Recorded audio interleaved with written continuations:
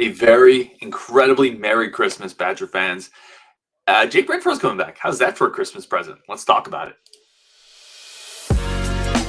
You are Locked On Badgers, your daily podcast on the Wisconsin Badgers. Part of the Locked On Podcast Network, your team every day. What's going on, Badger fans? Welcome to Locked On Badgers. Welcome to the Christmas edition. Merry Christmas. Merry, absolutely amazing holidays, Christmas. If you celebrate, I hope you are having an incredible, joyous, amazingly wonderful time with your family, friends, with yourself, if that's what it is. Whatever it is, Merry Christmas. I want to start here. Jake Renfro. So the depth chart was released for the bowl game, the ReliQuest bowl game, by the way, which is a tech company. I was like, I remember when that came up, like, what did they sell? Like these bowl game names, man, all these companies, these mega rich companies. But anyway, depth chart was out. Obviously, with some of the losses on the Badger team to the portal, to the NFL draft coming up, Bordellini's one of them. Jake Renfro's listed as the starter. How funny is that? The entire offseason, we talked about what a big get, Jake Renfro. Like, man, the anchor of this offensive line. He's one of the keys to this thing. They brought him in. They outfought LSU for this kid. I think I had him listed as the second most important portal pickup behind, obviously, the quarterback Mordecai. I was like, yeah, this is center, fills a huge need. They absolutely have to get a center here. He's ready-made. He was an all-AAC performer 2 years ago. Everybody was after him. He's going to be so good for us this year, and then he doesn't play. And then he just doesn't play. But listed on the starting on the depth chart for the Badgers coming up in this LSU game, which, by the way, is, again, the team that kind of beat out for Renfro. It's kind of funny, the synergy there. We're getting Renfro. It's Renfro season. Let's go. And I think it's interesting because not so much for the bowl game, right? These bowl games are all kind of throwaway bowl games to some degree. Like hardcore fans really care because we're hardcore fans. Like I will never complain about more Badger football, but the larger impacts of this game, this Big Ten versus SEC matchup, they don't really matter, but they matter in ways, right? Let's talk about it. They matter because it kind of sets up what's coming next year in some ways. Some of the pieces on the team, like Renfro could be the starting center next year. It's really good for him to get snaps right here. Like he could be the starting center. Maybe that's why people have said, go get a starting center in the portal, go get a portal guy. Maybe they got him. It's just it was a year delayed. Maybe that's how they're looking at it. I don't know. Listen, you're asking me. I'm going to say still go get another one because Renfro's missed 2 full seasons with injuries, but maybe that's how they're looking at it, and if he's what we thought he was and he can stay healthy, I don't know, that's a starting caliber center. So we get to see him play though. Like that's cool. That's really cool. And lost in all of this is it's really cool for him, right? It's so easy. Like because we're fans, like we always look at the team and Renfro, it really would help the team. Well, for Renfro, it must have really sucked. Like this must have been terrible to transfer in, be expected to be a starting center and miss the year due to injury. So this is really cool for him. I'm excited for him. He gets to suit up with this team and play with Mordecai and kind of at least for one game, hopefully fulfill that vision of what we hoped Renfro could be. So that's interesting to me. This is why this is why this tier of bowl games are interesting. The upper tier of bowl games, they don't need subplots to be interesting because the bowls themselves, they carry a gravitas. That's a main course meal, right? That's the turkey and potatoes. These other bowl games are appetizers, right? They're like little onion rings and they're fried pickles and they're the little nacho samplers. But inside those appetizers, there's really interesting morsels for fans to dig into, and this is one of them. Renfro playing is a big deal. The other one, Trech. Trech is in the 2D now. He's not necessarily in the 2D because he's made this giant jump in practice, and the coach was like, my gosh, I cannot keep Trech off the field. You got to unleash the Kekahuna. He's in the 2D because, Skylar Bell's gone, Chimray's gone, but it's still like you're going to get reps for Trech Kekahuna, who I think is going to be a real part of this receiving group next year. Slotting in as a slot receiver, kind of number 2 guy behind Pauling. Really talented physical skills, was a big part of that recruiting class in Fickell's first cycle. I'm super excited to see Trech Kekahuna, right? Like it's Kekahuna season and I'm here for it. That's a present under the tree. I'm excited to unwrap. And, he's a player. We've talked about the recruiting class in 2024, right? The receivers not being not getting enough pieces. And I still think that's true. Like, I still think no matter what you think internally of your guys, you still got to get more than one guy in the receiving high school class. But Trech could be one of those players they're looking at internally and saying, yeah, he's going to be really good next year and the year after, along with Burrows, along with CJ, right? There's pieces here, Vinny Anthony, Tommy McIntosh, Chris Brooks. There's absolutely pieces here. Trech is kind of at the forefront of those, man, I'm really excited to see what that piece looks like type of guys. And if he comes out and he balls out, it does lessen the need, right? If he looks really good in this bowl game and looks good, not even if he looks really good in this bowl game, but if he starts putting stuff together during the offseason into next year, that could be a real piece of this. So Trech getting playing time. I I don't want to say I guarantee he's going to catch a ball. I bet you he catches a ball or two too. And I think he's a really talented young piece of this team. So that's exciting.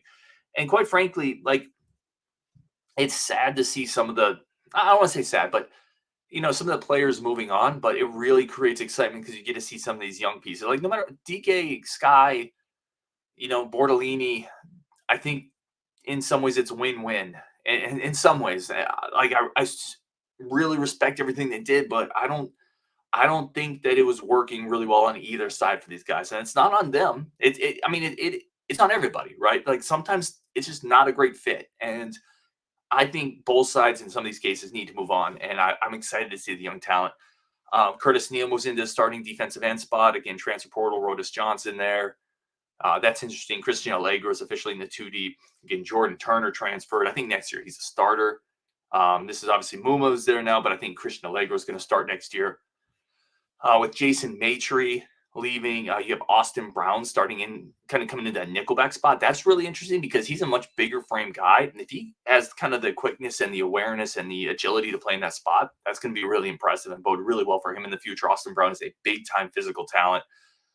Excited to see that there. So a lot of interesting pieces here, right? A lot of things to keep an eye on. Vinny Anthony, we talked about Trech, but Vinny Anthony is now one of the starting receivers opposite Bryson Green. With those receiver departures, Vinny Anthony is a really interesting physical talent as well. I remember back in the high school film watching Vinny Anthony, and he was just a game-breaking talent. I think he averaged like 28 yards. Maybe not that, but it was some silly number in high school that he averaged, plus special teams versatility. It was like every highlight you saw of Vinny Anthony was him housing something. That's at the high school level. It's not the college level. But I think he has some of that juice, right? So I'm excited to see what he can do. It's going to be a fun bowl game for all those reasons, but primarily I'm excited to see Jake Renfro. I'm excited to see Trech Kekahuna. I'm excited to kick LSU's butt again for the second time in a row.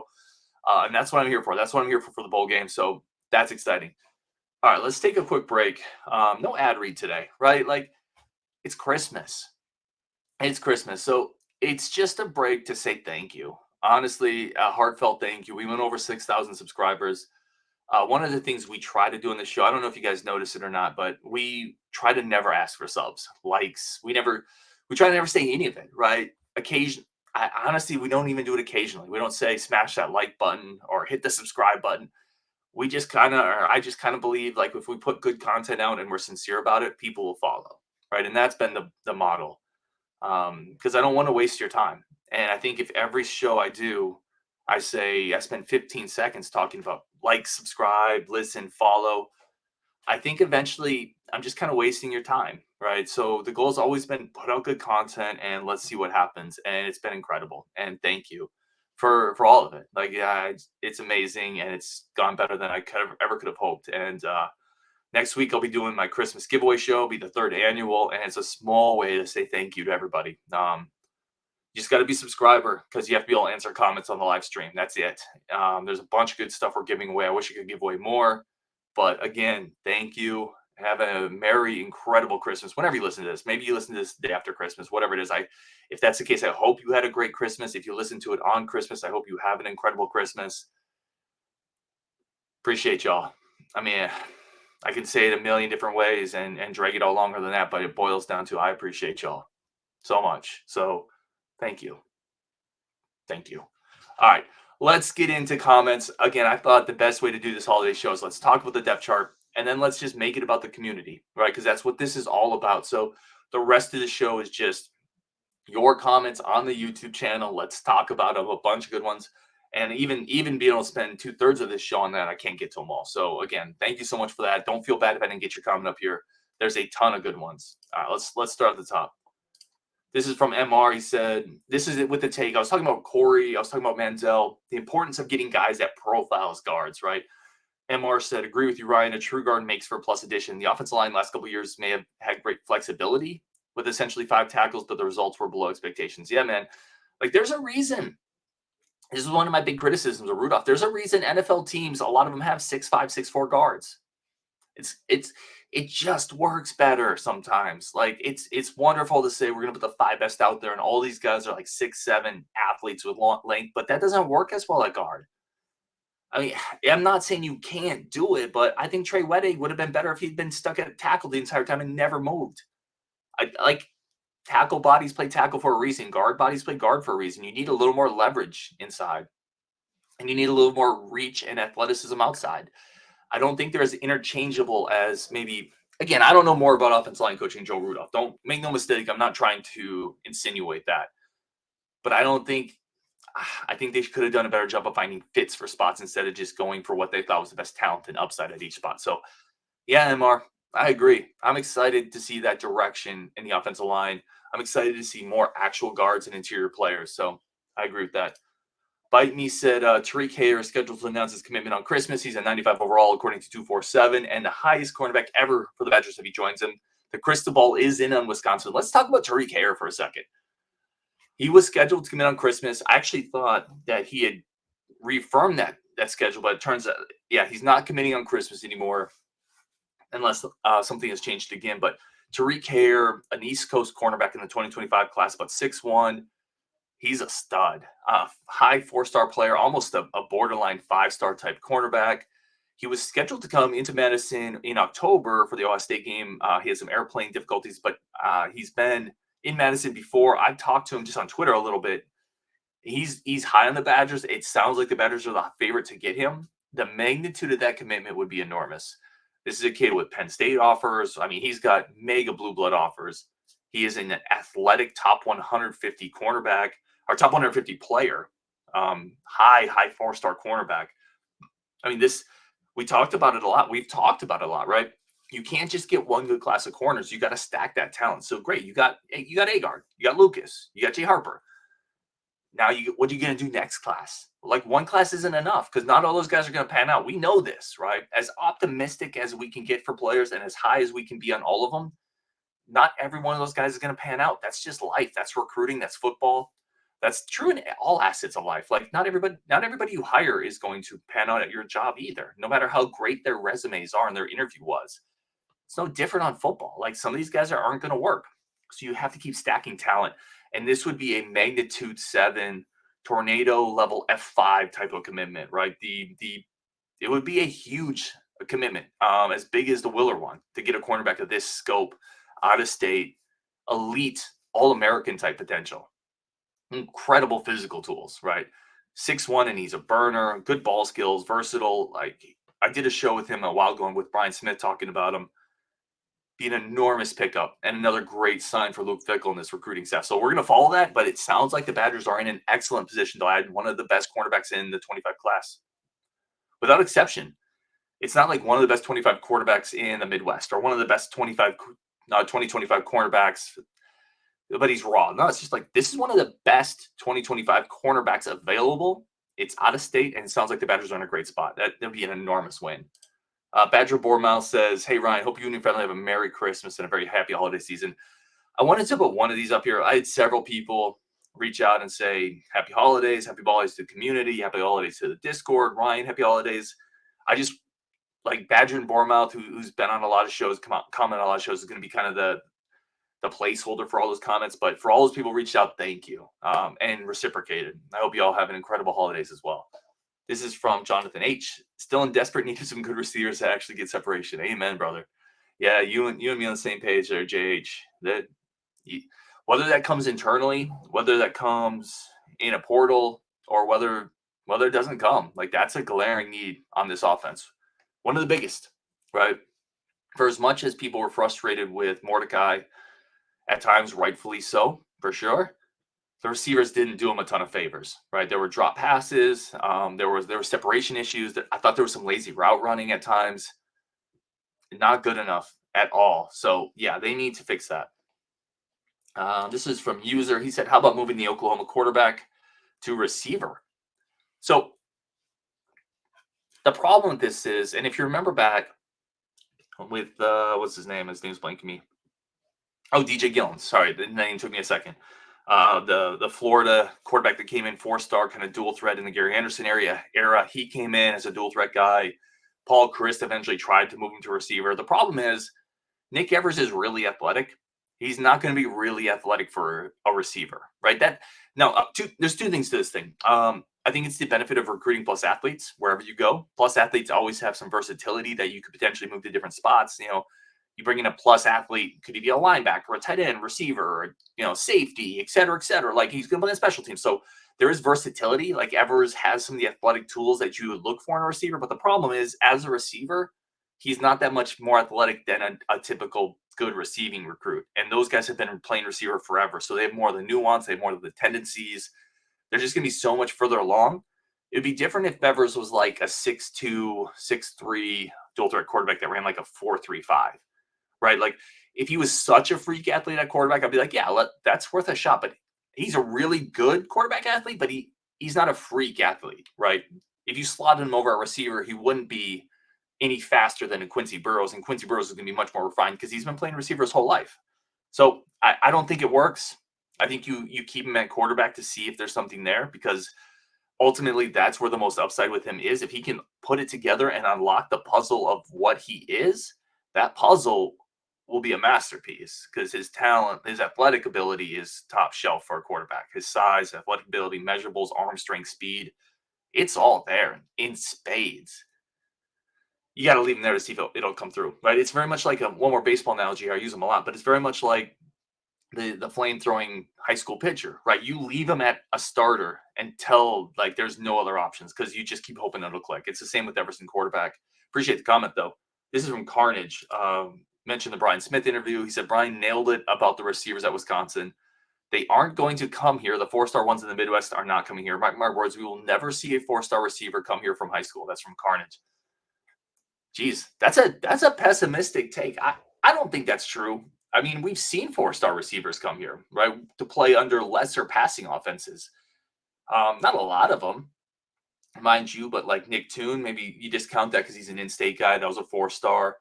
Quintez Cephas got a late bump to be 4-star. That's a little wonky, though, because he was a sleeper for a long time. Craig Appleton was a 4-star receiver, right? If you go back in the annals of recruiting history, had the Illinois offer, Wisconsin, 4-star guy, really talented. Obviously, he had off-the-field issues. Who am I missing? I mean, again, it's not a huge list. I mean, but if you're able to go in the portal and land a guy like CJ Williams, who was an uber recruit the year before, it just doesn't seem that far-fetched that you can get 1 or 2 4-star guys at receiver. And I mean, not every year, but they got to be able to do that, right? It's a failure if they can't get a 4-star once in a while receiver. If you can do it at cornerback, why can't you do it at receiver? If you can do it at, linebacker or quarterback, why can't you do it at receiver? So I think they can. It's not easy. It's Longo it has to work here in Madison. The offense has to work, but I think they can. But if they can, it's a failure. You have to be able to do that, or you're not going to compete at the highest levels, right? Yeah, it's as simple as that. This is from Freb. He says John Pius is an NFL athlete. I think we are overlooking how good of a get he actually is. That's a good take. I need to dig more into his game as well. I got a couple feelers out to people who would know more about him. I'm hoping to get one of those guys on the show to really dig into his game more. But yeah, like I'm about it. Like I think both him and Lowry are athletic upgrades to what this defense has been. I think Galvin is too, the latest linebacker that they picked up out of UNI. So I think they picked up 3 athletic upgrades. And how quickly it all gels. Listen, let's be super clear. Like last year, we overlooked and underestimated the difficulty in bringing all these new pieces together in a short period of time, right? But the athleticism is better, and athleticism will cover up for a lot of other things. This is from Rober. He said, I think we are underestimating how much the defense will be different next year. Not many people on the team right now with guaranteed spots. Wohler and Hellman are the only ones. That's a really good take, man.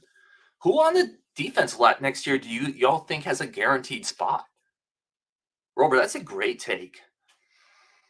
I mean, yes, certainly you're right. Hellman and Wohler.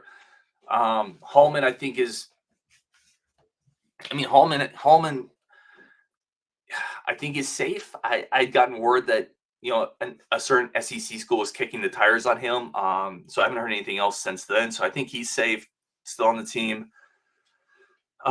In the linebacker spot, I can't think of anybody that you would say is a guaranteed spot. I think Allegro's going to start, but I think it's a little far-fetched and a little too early to say it's a guaranteed spot. On the defensive line, what's James Thompson Jr.? I'm blanking. Is he a junior? Is he a redshirt junior? I think so, right? Am I wrong on that? Is he a senior? Listen, if Thompson comes back next year, he's starting. Aside from that, though, I think you're right. Like, this defense is going to look dramatically different. The linebacker core is going to be way different. I think on the defensive line, maybe you see Jamel Howard starting. I hope they still get another defensive lineman. Linebacker core could be all different. Yeah, I agree. It's a good take. This is from Kerr. He said the Big Ten tournament has never meant anything. The Big Ten regular season matters far more. Thank you. Let's go. I don't get the people's. It's just my take. I could be way off.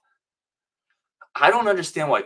I don't care at all about the Big Ten basketball tournament. Like, it is. I've even gone so far as to make the point, talking to people, I wish the Badgers would just sit out the Big Ten basketball tournament and not risk any injuries going into March. Spend that week and a half, that week, and just get healthy, don't get hurt, and get ready for March. Like, in my order of magnitude, and we talked about this. JB jumped on the live show and tried to get us into the fire grade guard train. But he talked about it, and it's a good discussion, right? What's more important? Would you rather have a Big Ten regular season title, a Big Ten tournament title, an Elite Eight appearance? What matters the most?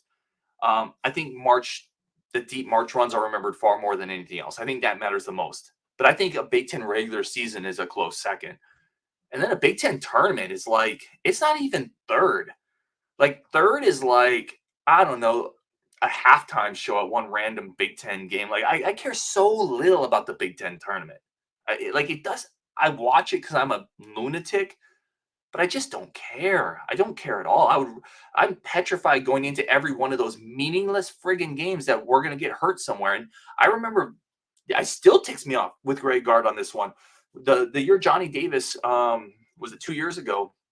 When Wisconsin, I thought, had a really good team. They had the freshman Chucky Hepburn. Johnny Davis had broken out his sophomore year. Going to the Big Ten tournament title, Johnny Davis is banged up because he turned his ankle in the second to last Big Ten regular season game. Was it second to last or last? Whatever it is. And I'm like, sit Johnny Davis in the freaking Big Ten tournament so he's more healthy in March. And of course, Greg Gard plays him. I'm like, what are we doing? This doesn't matter. Save him for March. Things that will haunt me forever. Oh, man. This is from Steve M. He says, congrats on breaking 6K subs. Thanks, man. I had several comments on this, too. Like, comment on Clink, put one on here. I think Robert Sorensen. I had a couple people say thank you or congrats on this. But again, that's a community thing. Like, we built this community, and I say we very importantly and purposefully, we built this community together. And like, it just keeps growing because we get comments like this. Like, we get great comments. I could do shows on comments, and I do. It's because the quality of the people listening to the show, I'm constantly made smarter by the people who listen to the show and people I interact with. So thank you, Steve. Absolutely. But it's a group thing, and that's always been it. Like, this is us together building this thing. And yeah, so thank you for sure, though. Chris H says, I would consider Braylon more injury prone than Chez. So I was talking about Chez coming back, and I said, I kind of pushed back on the idea that he's injury prone, which sounds obviously on the surface silly because he gets hurt all the time, right? That's basically the definition of injury prone. But I consider injury prone to be guys who have reoccurring injuries that Aaron Waite with his foot. Like, that's injury prone, not his fault. It is what it is. Certain players with concussions, certain players with hamstrings, certain players with an ankle that continually roll and can never get quite right. A lot of Chez's injuries have been fluky. Like, a player rolls over him and he breaks his leg, or a player rolls over him and he tears his ACL, or he breaks his collarbone. Those aren't related injuries. Those are just freak things that happen in football. I think there's a difference. Freak things happen, right? Injury-prone guys continue to hurt the same type of stuff. And I think his point is correct. I would agree with Chris. I think Braylon was more injury-prone than Chez. So I would agree with that. I had a locked on stocking cap the other day on. Kevin says, your hat is green and gold. Go Pack Go. No. My hat is Locked On colors. I am not a Packers fan, although I don't hate them for sure. But I'm a Niners guy. The faithful So yeah, I'm not a pack guy. Alien Space said need 2 more receivers in the portal and a defensive lineman. I think, oh man, so much depends on what the equation of Burrows plus CJ plus Vinny plus Brooks plus McIntosh equals what, right? That equation is one of the most important things the staff has to figure out. What are those players, and what is the combination of those players equal to? If they really believe in them, then I don't think you need 2 transfer guys. I think you need 1 more transfer receiver. Probably. I don't know if you really. Yeah, I think you do. I really think you do. But if they believe in those guys, you don't need to. I agree with you on the defensive lineman, though. Alien. I would take 2 more. Like this team is still, in my opinion, very bereft of talent on the defensive line. It is a sore spot. It is. If you were to compare it to the defensive line groups. Now, there's some really interesting younger pieces, right? But you can't count on Willer to come in and play right away. It's even a lot to ask a redshirt freshman, Jamel Howard, to come in and play a ton of minutes and be an impactful guy. You need another veteran body there, probably 2 more. You do. You just do. Or next season is going to be a struggle in some ways. Granny D says, I hope we don't play Aker. Yakimelli should get some fullback play. If not, they both out. I didn't mind Aker this year. It's interesting. I'm curious. What y'all think of Aker this year? I thought he showed some burst, a little bit of power. Listen, he's not Braylon. Like he's a limited back in some ways, but he could catch the ball a little out of the backfield as like your number 3. I think he's fine. I really do. You know, he's going to get a little better still. Players do progress. I think if you have Chez, one of the freshmen, and then him and the other freshman maybe competing for the 3 and 4 spot, I don't think that's terrible. I don't know where Yak is in this because it felt like he was slotted in behind Aker. And now if you're bringing in Chez in this freshman group, it feels like there's not going to be an opportunity for him there. That's my gut on it. I don't know. Pavel says, is Chez going to be the same player like last year? I think so. To me, that's just a broken leg usually heals fine. To me, that's just a freak injury. We know how he attacks the offseason. The coaching staff really likes him. I'm not concerned about it. I'm really not. Ferb says, I really like Jalen Berger as the future. I wouldn't be mad if he ended up back at Wisconsin. So I agree with your first point. When Berger committed here, I liked him too, but I disagree with your second point. I'm not about him coming back to Madison. And it's not even any sour grapes thing. I just don't think he's progressed as a player we thought he would. I don't think he's shown quite the burst. And he's a little bit limited. Like he can still make some people miss. He's still a little versatile, but I'm okay. I like what we have in the stable better than Jalen Berger. Thank you for the comment, though. Rebel Within said, let's be real. I doubt all 3 of these backs are in Madison 2 years from now. Talking about a Tuca, Dupree, Dylan group. That could be totally true. But that's why you keep stacking talent, right? Like the new norm is here. And the new norm is here until the next new norm is going to be here, which in college football is changing rapidly. But yeah, like one of these guys could transfer 2, 3. You got to prepare yourself for nothing's going to surprise me. I was telling someone the other day, he said, do you expect any of these guys to decommit? I said, I don't think so. Like, I think Lucas is in. But I also told him you could take the lockiest locked-in guy in this locked-in class. And if he decommitted, nothing would shock me. Like, nothing should shock you in recruiting or transfers. Like, there is a ton of money, a bunch of sleazy people, young players involved. Like, nothing should ever shock you. So, yeah, I agree with you. I doubt all 3 of these backs are in Madison in 2 years from now, but I think that's just playing the percentages. It's going to be rare for 3 running backs coming in to stay and none of them to leave within 2 years. This is from Yabadoo. He said, I think you're overhyping A-guard. Really small. There's a reason Blue Bloods backed off. He's 10 pounds lighter than the smallest NFL cornerback. Justin's projecting him to the NFL already. I think you have to look at him you have to look at him in terms of he's going to play in the slot. And in the slot, I think he's fine. I think he's more than fine in the slot. And he's technically advanced. He's played good competition. He's played for 4 years, won 3 state titles. There's a lot of intangible stuff that comes along with A-guard that I think are pretty impressive. Good physical skills, good ball skills. You're right, though. Like, there's a reason his upside, I don't think his upside is the same as Xavier Lucas. I don't even know if his upside is the same as Jay Harper, right? Because he doesn't have the physical frame as those guys. But I think he's a high floor guy who's going to play a lot because he knows what he's doing. He knows what he's doing in the same vein as the traditional Wisconsin cornerback, like the Finellis and Devin Smith, really good technical cornerbacks. But he's a better athlete than those guys, in my opinion. So I think he's going to bring some of that technical ability that plays faster than his speed that Wisconsin cornerbacks were always talked about. But I think he has better physical tools than that as well. So I think he's going to play. But you might be right. Maybe we are overhyping him. This is from JB. He said free LaCrue. Of course he did. Can we please see our boy out there? This is from Mr. Tay. He said he's going to be a dog. Him and Anelu will come in as freshmen and make noise on defense. That's Emilio Agard. He says Emilio Agard and Anelu Lafayette will come in and make noise as a freshman. I think they're both in the 2 deep. I think they both play. I would have said Anelu starting before we got the 2 outside linebacker pickups. Now I think he's probably more of a situational guy. I don't think he's going to start over either of those dudes, but if you're in the 2 deep as a true freshman, that's an absolute win. That means it's a recruiting hit. I think he's going to be there. This is from Trensennig. Oh man, I'm sorry I butchered that. He said the biggest sleepers in the class are Lucas and Toyer because they are 3 stars on some of the sites and might be the best players in this class when they leave. That's well said. Yeah, I've made the point that even though Toyer has a lot of notoriety, he's still a huge sleeper because the rankings don't reflect his upside and his potential, in my opinion. So I think that's a fair point. This is from Bria. He says, yo, Ryan. Yes, Ryan. I think Emilio Agard will play right away. Given the position, it's about a 5% chance we are right. But I think Agard is the best and most polished football player in this class. I think the polished is really interesting because he's definitely up there on that. Everybody I talk to says that dude's been coached. Everybody I talked to said he's learned early. When I talked to him, he said, yeah, my dad got me in with a cornerback coach really early. Like, he's been taught correctly. So that means he knows what he's doing. He understands the technique. And when you do those things, you can play faster. I think he is very polished. I think it's a good point.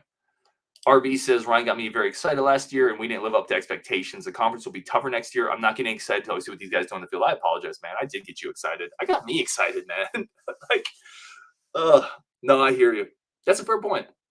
Like, so I'm still going to get excited about bringing in players that I think are impact players, right? That's never going to change for me. But I did make the point earlier, even in this show, that I think last year we underestimated the amount of time it takes to gel these new pieces in and sync everything up.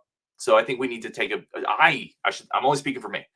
I need to do a better job of taking that into account this year. But I'm still going to get excited because I'm a fan. That's what I do. This is from Scott Dorn. He says, how do we miss out on offensive line stud Nathan Roy out of Wisconsin? Anybody know if we went after him? We did go after him. We tried to get him. Just didn't happen. I think we came in a little late. This coaching staff didn't have relationships built up, and you lost them. But yeah, they did go after him. Roy's a really good prospect. Pretty big, physical, athletic, moves really well. I liked Roy a lot. This is from Alien Space. He says, Derek Jensen is better than Sexton, in my opinion. I can respect that. Like, Jensen, I really like Jensen. And everybody who listens to this show a lot knows I think Sexton was a miss. I think the in-state offensive lineman that's heading to Penn State should have been in this class. I think his upside is incredibly high. But I really like Derek Jensen. So I'm not going to be – sometimes when you're comparing players, you end up kind of knocking one to build up the other. I'm not going to knock Derek Jensen. I think he's got a lot of tools in that tool belt. He moves well. Good size. You don't have to project as much with him. He's probably a safer player than Sexton. Instead of saying Sexton or Jensen, I just look at Sexton individually and say, I think he has really unique upside. He is fluid in a way in the open field that very few high school offensive linemen are. And the big knock on him was always, I don't think he can put on weight. And I always had 2 responses to that. First one is he plays a bunch of sports and his frame is massive. He's going to put on weight was always, I just felt like this is obvious. He's going to put on weight. But my second retort was, if he can't get to 305, 310, he's going to be 270 and he's going to be a 6'7", 270-pound guy who runs like a deer. Like, that's a defensive lineman all day. So I just didn't see any downside. But it is what it is, and time will tell. And I like Jensen. So I think Jensen's a very good piece in a very good offensive line class. I wish we could have gotten Sexton along with him, though. Gunnar Thompson says, Dylan Johnson not getting talked about enough. He is an absolute menace on the field and a much-needed addition, arguably our weakest position group. That is all really well said, Gunnar. This is the last comment of the day. Yeah, that's all really well said. In fact, menace is literally the word. I talked to someone in the Badgers kind of recruiting department. That's the word he used, menace, on the field. His senior film was really good. He's impactful. He's a wrestler. He's 300 pounds. He's disruptive. He's strong. He plays great leverage. There's a reason he got a late 4-star bump.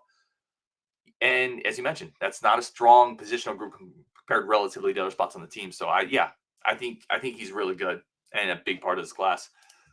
All right, y'all. Again, Merry Christmas. I hope it's incredible, and I thank all of you so much. It's amazing that this community we built. And again, look out next week. We got the giveaway show, just as a way to say thank you to everyone who supported on Wisconsin. Appreciate you guys. Let's go.